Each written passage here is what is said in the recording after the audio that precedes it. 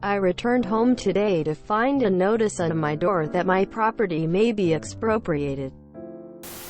So or rather my wife came home before I did to find a notice on our front door and back door that our home may be expropriated. I hadn't a clue as to hell what that meant, had to research it online. Apparently we're in the way of a new planned subway extension and they want to buy our home at fair market value. Problem is we don't want to sell. My wife is going nuts, so are my kids. They don't want to move, leave their schools and friends.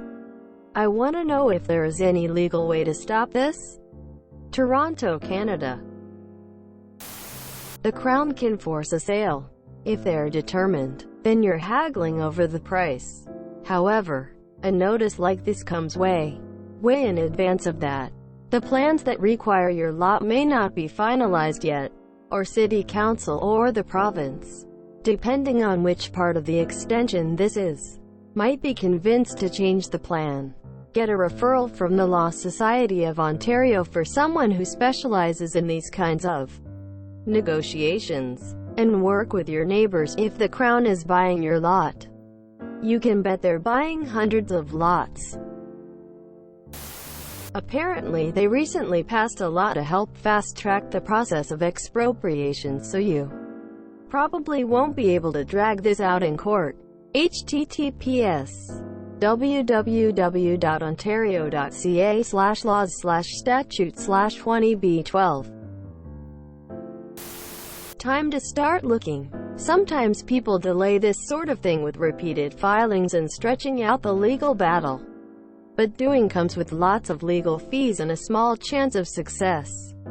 Good news is your buyer has plenty of cash, so you should be able to negotiate a good price on your place.